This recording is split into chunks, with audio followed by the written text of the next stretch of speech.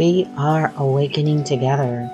This is our weekly gathering we hold online. For more information, visit our website, awakening-together.org. We'd love to see you there. My heart is wide open, so full with whatever is occurring in this place here and now. And from that space, we begin awakening together our purpose. We are an assembly of equals joined in common purpose, awakening to one true self. With an appearance of many faiths, many cultures, and many symbols, we seek to discern one truth and to rest in its embrace. And today, the core value that was chosen is number 2. We realize everyone is equal and no one has been given spiritual intuition that is an authority over the spiritual intuition of others. We live this value by listening to each other, respecting each other, and allowing each one to be where he, she is. For this, I am eternally grateful. I have a few words. A number of weeks ago, I heard in one of the programs I attend that Jacqueline leads, where we listen to some teachings that have come through Regina.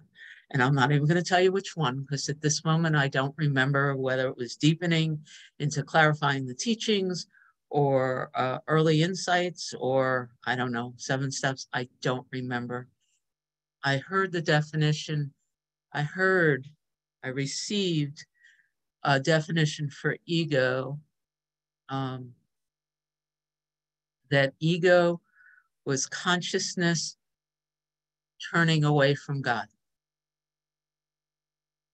I must have heard it before because I've listened to all of these audios before, but something in me blew up.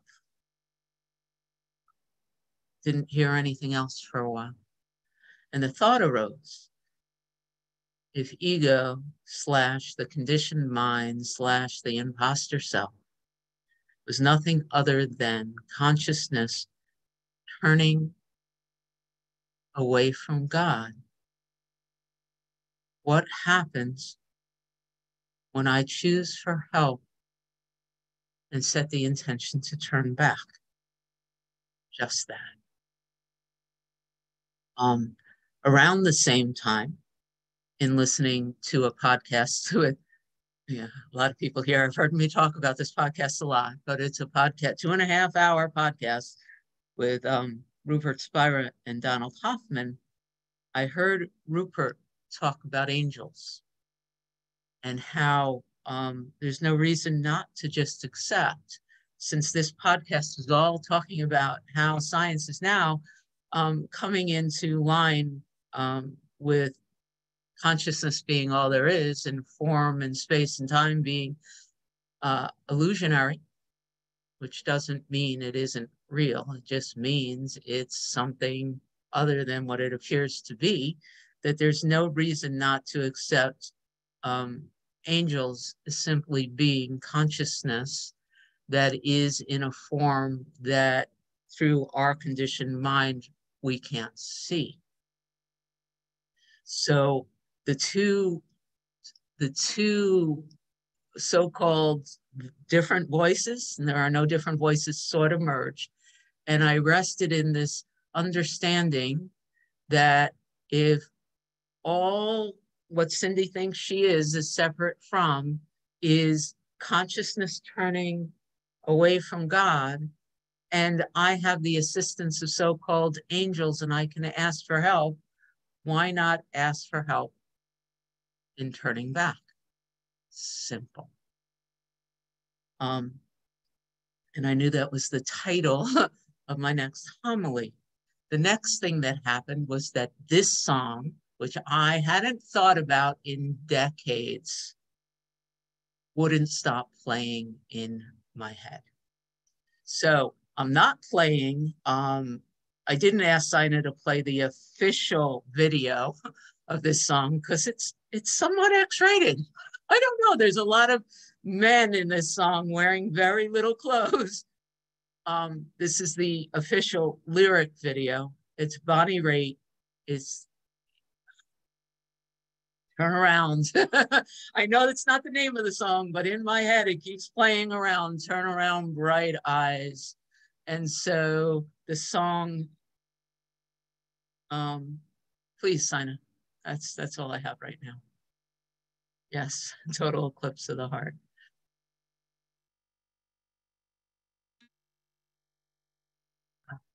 No, I just accept that I'll probably cry through this entire experience, but that's okay because that's just the body doing what the body does. Regardless of what the stories in this mind state, I accept, embrace, welcome that I am exactly where I am meant to be, the only place I could be, and everything is provided for me, for the oneness, for us. And I'm going to say something. The last time I said this, I got real nauseous. So I'm saying that right now because I recognize that. Another thing I heard Rupert say in this video, and I say it very clearly because I don't know if he said it, but I heard him say, the mind will never understand truth. Feeling it again. So I don't have a clue what's going on here. I trust the Tao. I invite us all to be in that place of not knowing, just for right now. One of the blessings of my life, my job, is that, especially right now in these weeks, I've been interviewing a whole bunch of teachers from all around the world in preparation for the upcoming Many Paths One Self conference. And what I've noticed is that I'm not really taking in concepts or their processes. And I've spent a lot of time in their presence, just watching the interaction, the flow, the boundaries, and the time I spent, and this has nothing to do with who she is, and we talked about it afterwards, but I've spent a fair amount of time in the last couple of weeks with a teacher whose name is Shakti Kedarana Maggi. She's in Italy. And every time I step into her presence, it's a wild experience. My mind empties. That's it. Cyndi is not attracted to her concepts, whatever that means. She's not attracted to them either. All I know is that in her presence, speaking still happens. I'm playing admin, I'm interacting, but there's nothing here, which there's no argument, there's no defense, there's no acceptance or rejection. It's just empty and there's a flow. And by way of invocation, that is my intention, my understanding that when thinking stops, when the mind empties, consciousness is simply experiencing whatever consciousness is experiencing. And there are no words for that. And so that's the prayer. And from that space, the title for our gathering occurred. The first song started playing in my head. And then I saw the gorgeous face of our speaker. And then several days later, the beautiful teacher from whom the words for the reading comes. And so I invite Yvonne Unger now to read the words that came through Adyashanti in the conclusion of the way of liberation. Thank you, Yvonne. Thank you. The enlightenment I speak of is not simply a realization, not simply the discovery of one's true nature. This is just the beginning, the point of entry into an inner revolution. Realization does not guarantee this revolution. It simply makes it possible. What is this inner revolution? To begin with, revolution is not static. It is alive, ongoing, and continuous. It cannot be grasped or made to fit into any conceptual model. Nor is there any path to inner revolution, for it is neither predictable nor controllable and has a life all its own. This revolution is a breaking away from the old, repetitive, dead structures of thought and perception that humanity finds itself trapped in. Realization of the ultimate reality is a direct and sudden existential awakening to one's true nature that opens the door to the possibility of an inner revolution. Such a revolution requires an ongoing emptying out of the old structures of consciousness and the birth of a living and fluid intelligence. This intelligence restructures your entire being, body, mind, and perception. This intelligence cuts limitations of humanity's conditioned consciousness, lies that which can be called the sacred. No, wait a second. Other page. That doesn't make sense. Go back to the sentence. This intelligence cuts the mind free of its old structures that are rooted within the totality of human consciousness. If one cannot become free of the old conditioned structures of human consciousness, then one is still in a prison.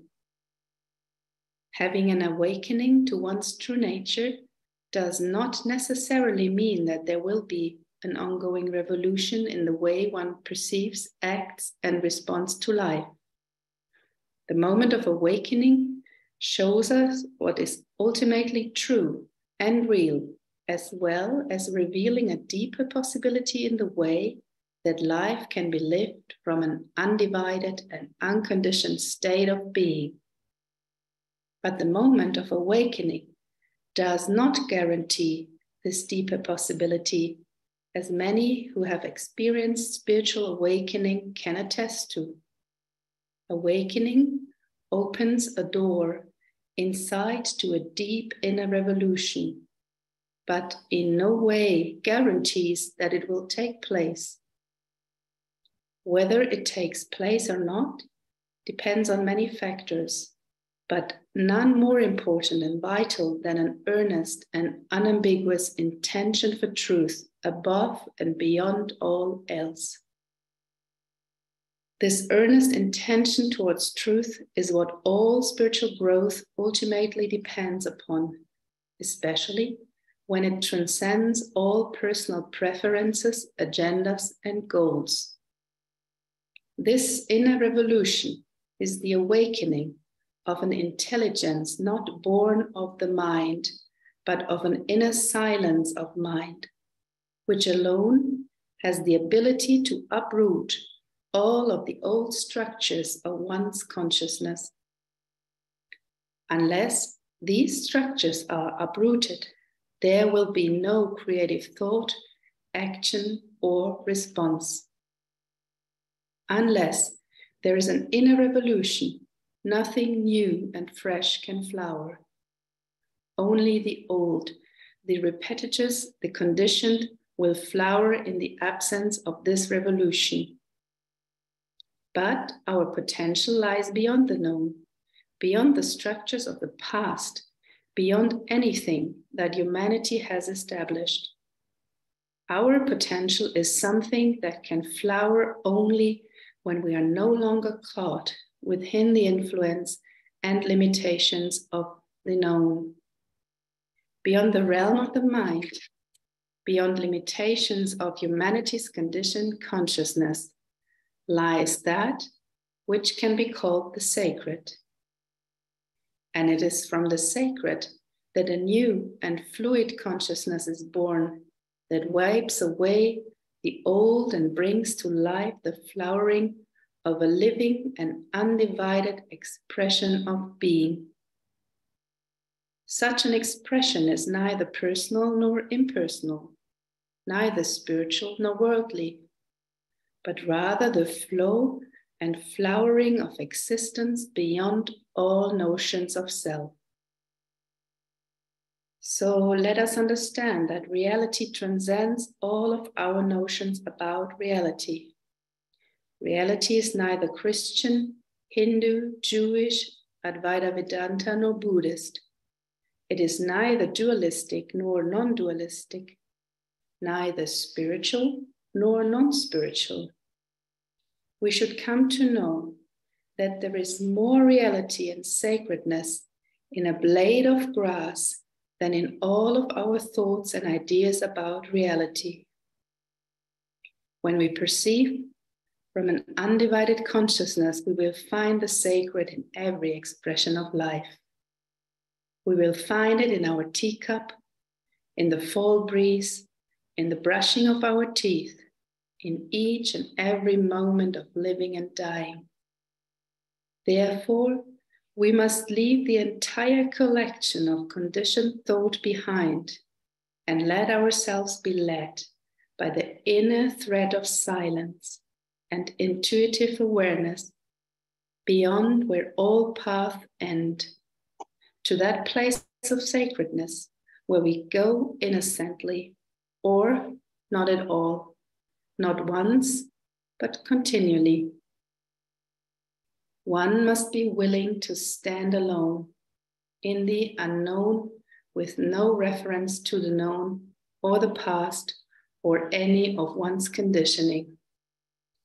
One must stand where no one has stood before in complete nakedness, innocence, and humility. One must stand in that dark light, in that groundless embrace, unwavering and true to the reality beyond all self, not just for a moment, but forever without end. For then, that which is sacred, undivided and whole is born within consciousness and begins to express itself. That expression is the salvation of the whole. It is the activity of an inward revolution brought down into time and space. Thank you. Gorgeous. Thank you, Yvonne. So, first the title, then the first song, the reader, the reading. And I do have stories, and I was telling Joe just yesterday about some of them, of what happened when I stood still and turned things around. And I thought that's an interesting thing when one uses one's mind, that's what was going to happen next. About 2 years ago, I attended a virtual retreat, Awakening at Home, which I now have the privilege of facilitating. At the end of that retreat, we're asked to make a commitment to our awakening and to have it be quite specific. At the end of that first retreat, I committed to putting pen to paper every day. Somehow that got merged soon after that. Jacqueline and Anne, I believe, are who first introduced me to the dyads. And somewhere around that time, I fell in love with the dyad process. Something called me, and I did a Google search. Sometimes I ask Google, my mini Google, if I can change its name to the Holy Spirit, and it said, no, my name is Google. But through a Google search, I found the Global Dyad Meditation Project, and we brought Simone here and did a satsang. It's a gorgeous thing. But for over 2 years now, I've been doing dyads at least once a day, if not more than once a day. And at the end of 2020, a 2-week experiment took place through Simone where we coupled the dyad with intuitive writing, followed by the sharing of our writing. And we haven't missed a day since. A number of the hosts of the Writing Dyad are in this room right now, but every day, 7 days a week, there is at least one opportunity to do a writing dyad.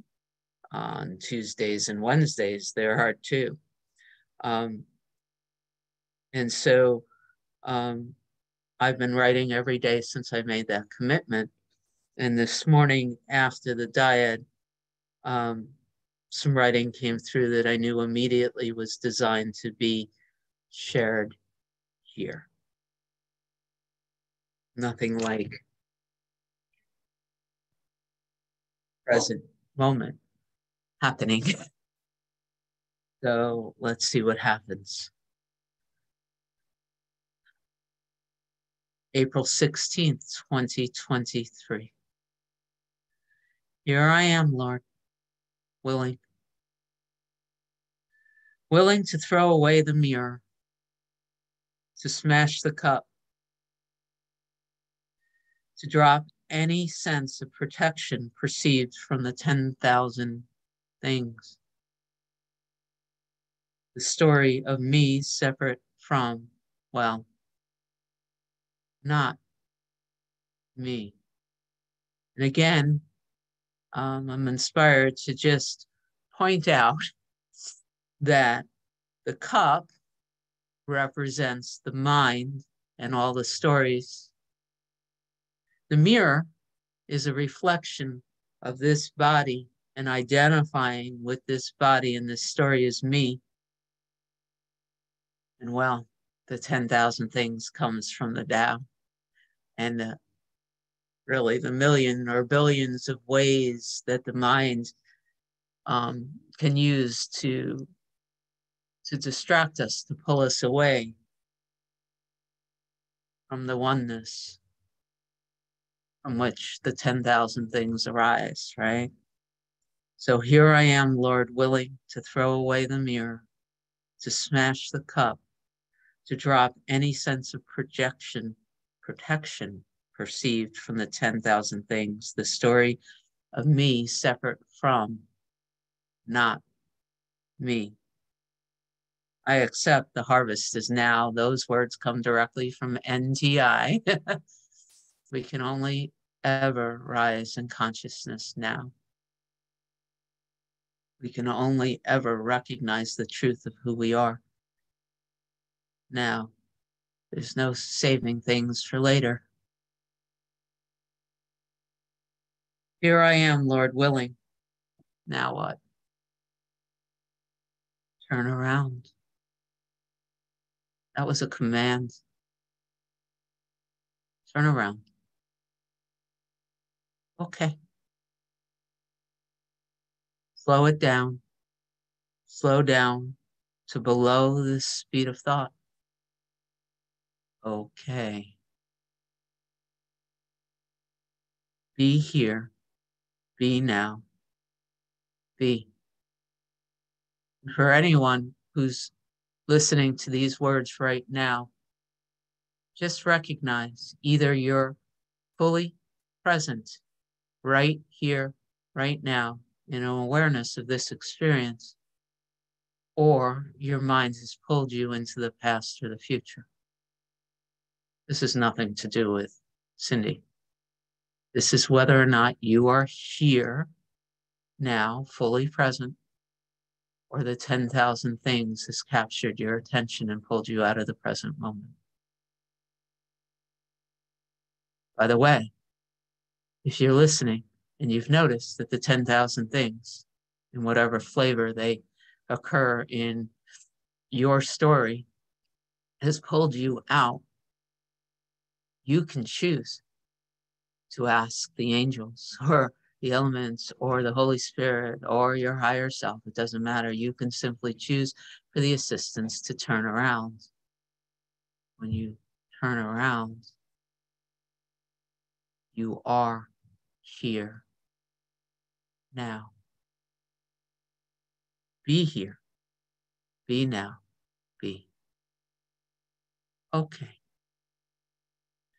Bring every thought scene to the borderland. I'm laughing because I'm looking at my friend Rana's face, and she and I have spent a fair amount of time talking about the borderland, that edge where who we think we are and the truth touch.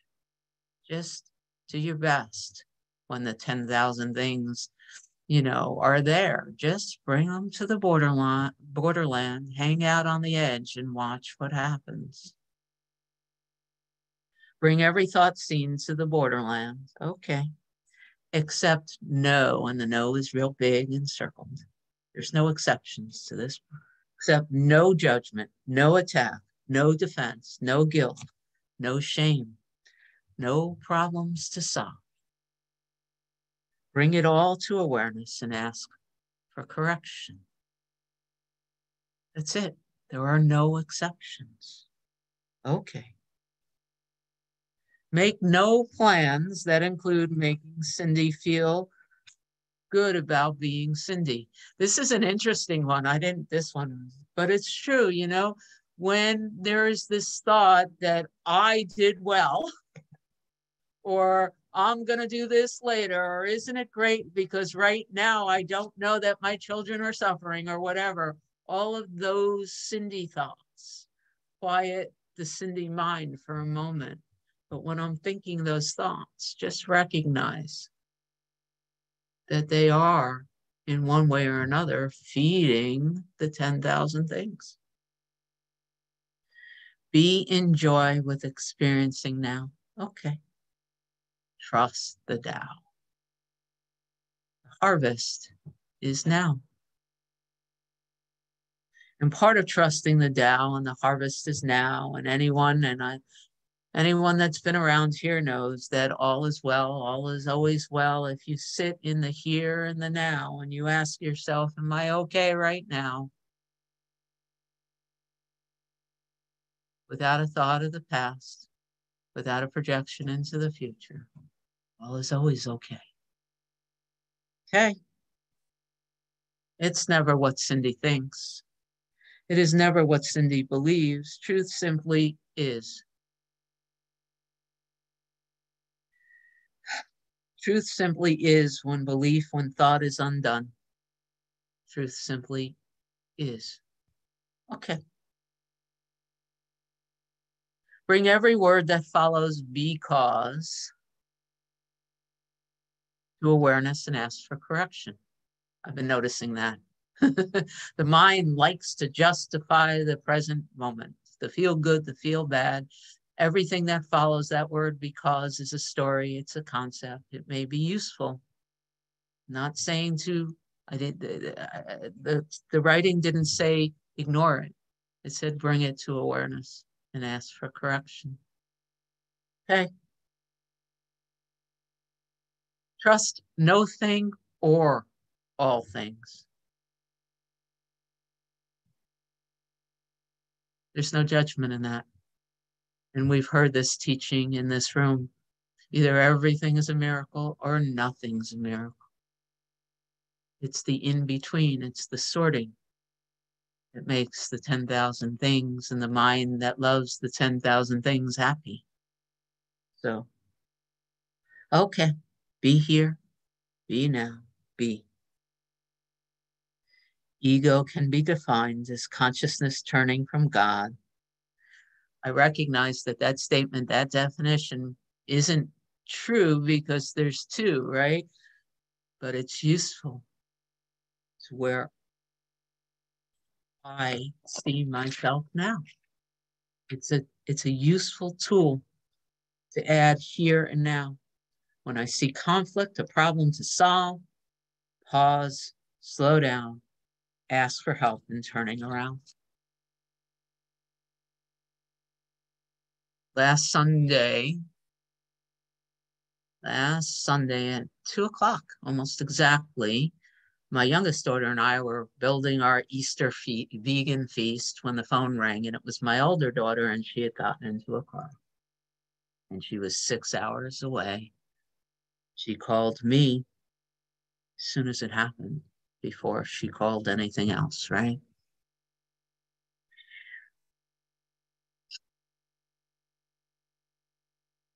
The same time, there was the mind was telling me I had significant money fears.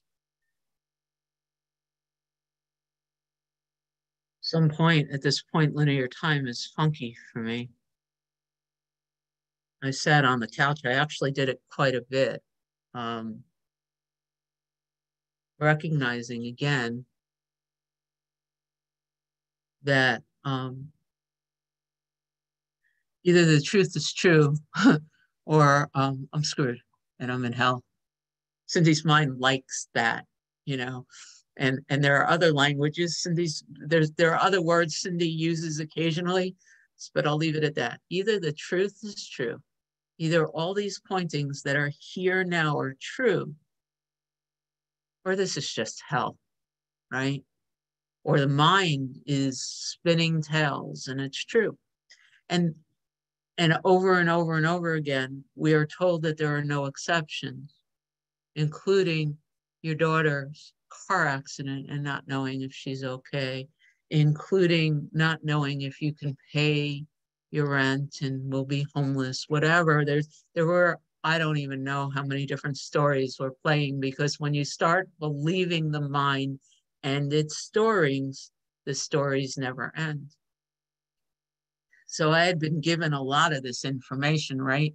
And we're all being told over and over and over here. And those of us that are currently hanging out in Gentle Healing 3 right now, we're in step 1, and almost every quote in step 1 in Gentle Healing Year 3 says it's not about the concept. It's not about the words. It's about allowing the truth to inform and direct. And Regina was pointing to it before. It's literally about standing still and letting the pressure build, right?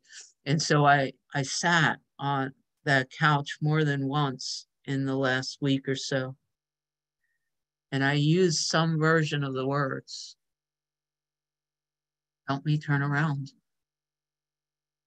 I used some version of the words,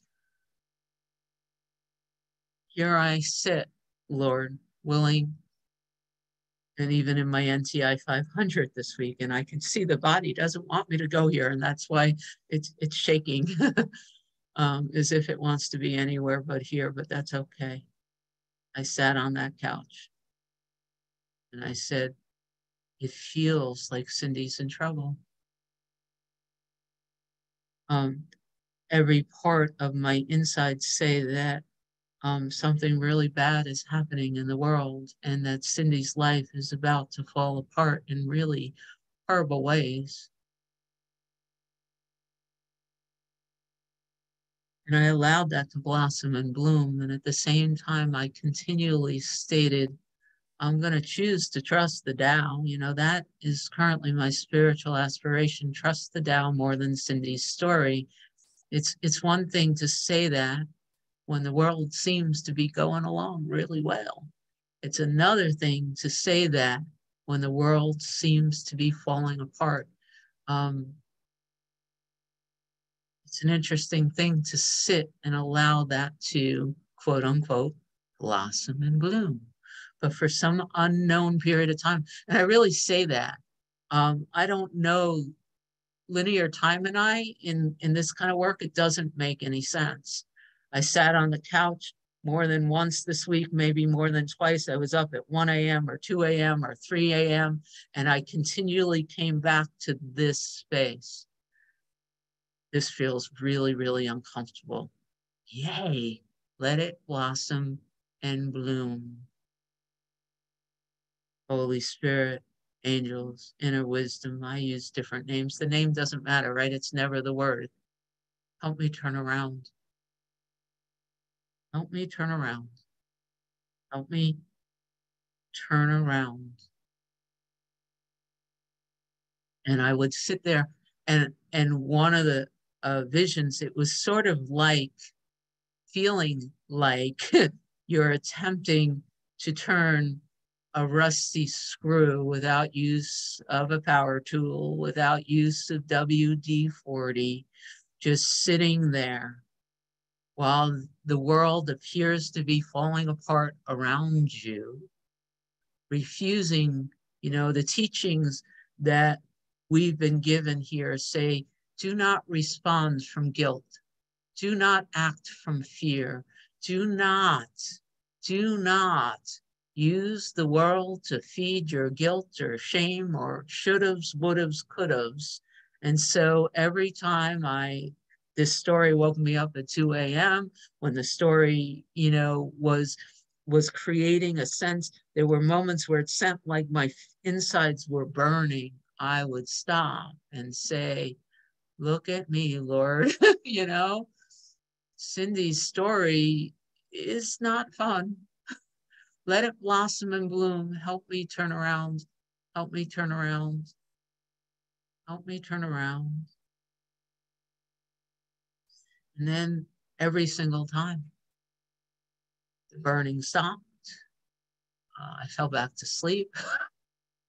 I also continued to get up every morning and do my contemplations and show up for the dyads and practice being still and creating space between the story and the mind and what was coming on the outside.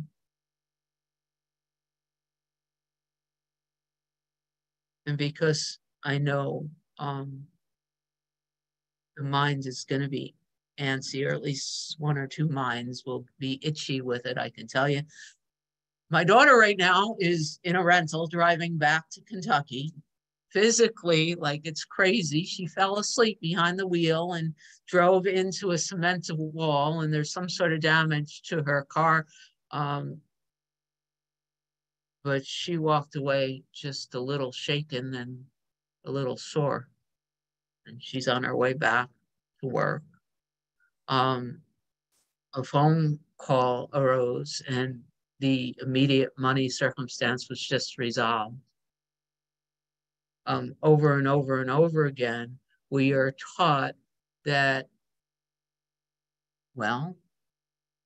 we are taught that everything in the world gets taken care of.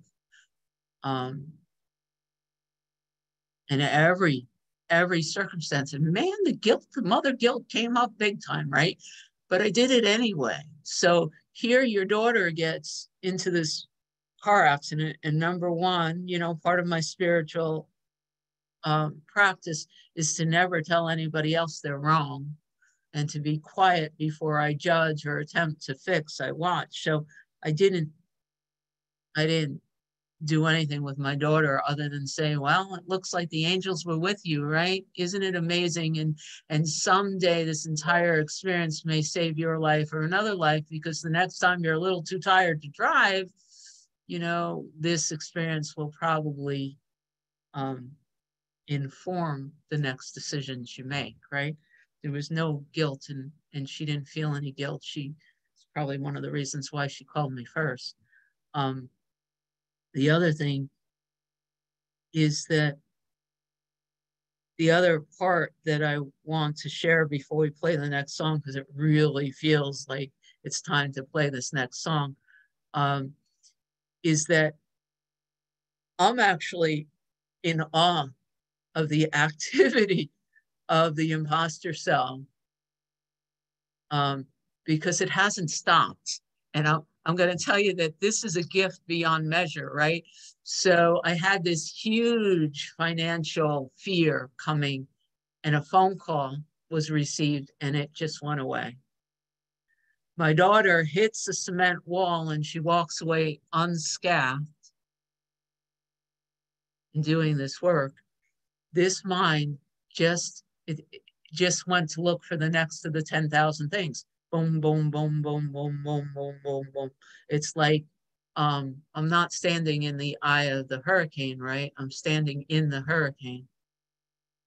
And yet, all that's happening in this experience right now is Bonnie Raitt is singing in my head, turn around, and showing up every day and practicing, contemplating, doing my diet. And it doesn't matter what the practice is. We've been taught that here, that we are given whatever the process in the world is that will serve us. And we do the best we can, and our best gets better. And we drop one practice and a new one shows up, one door closes and the next one opens. That's all this is. So I'm not recommending practices, not recommending teachers, not recommending teachings. I'm just reminding us all that everything is well, that we are a rise and fall in consciousness, and we do the best we can, and our best gets better. And the other thing that has helped me stand still in all of this is that God's will for me is perfect happiness, right? We were taught somewhere in the midst of gentle healing too, that we get to choose where we place our faith. And it doesn't matter where our conditionings are. It doesn't matter how intense our story is. Diane and I had this conversation yesterday. My story, the story that has the self-referencing, Cyndi is the one that creates the upset in me. I can look at other people's stories, and no matter how wildly insane or upsetting they appear as a worldview or to them, the only thing that creates the disturbance in me is the one that has the self-referencing I in me, and that's what's being undone. And part of how I get to do that is where I place my conscious faith. And in Gentle Healing Year 2, at some point, we were invited to recognize that being here right now and showing up and doing the best we can, it's working. The split is healing, right? That we live in a benevolent universe. We are the love that we seek, and no matter how it seems, all is well. God's will for us is perfect happiness. This next song was written and produced by a friend of mine who's not in the room, but I know that Sina posted it. I did. Well, I'm saying it now. We are a church, and if it is in your heart to donate, you could use the little barcode. It's easier on your phone to go ahead and use the scanning device on your phone, or you can click the link that Sana placed in the chat. All donations that you're inspired to give are gratefully received. This is the time where I get to say, would anyone like to share anything at all? Anyone inspired to speak into this space while the recording is on? Why, it's beautiful, isn't it?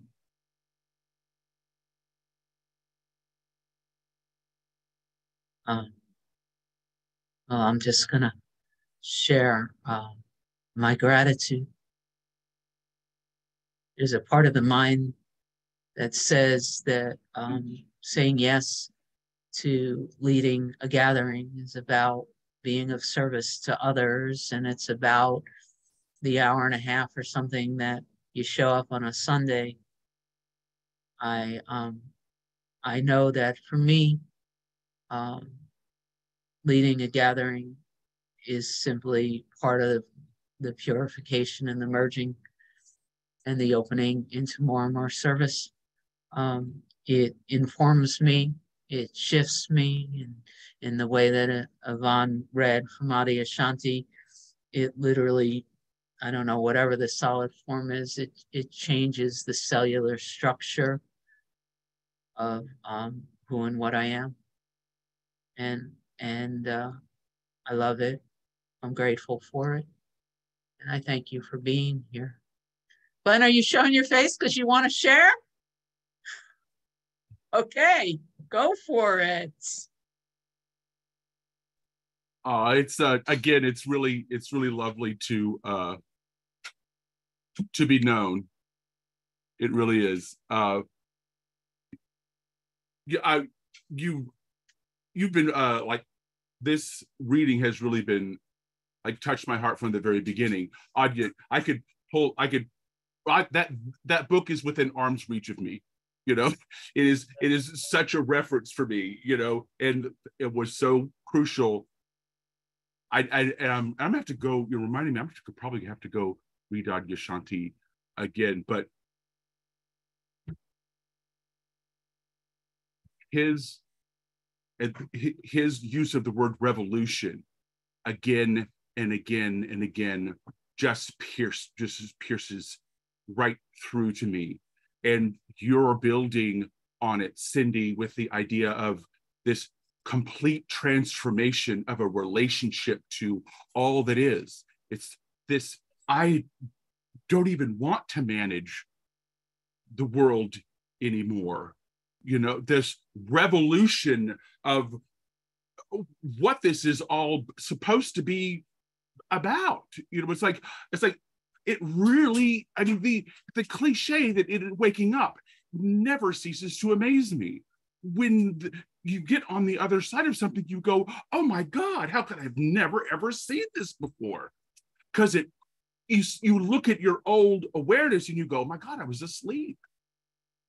Revolution is another word that is really getting to me, like the word awake or awakening is getting to me. It flips again and again and again, the world flips on itself and is brand spanking new.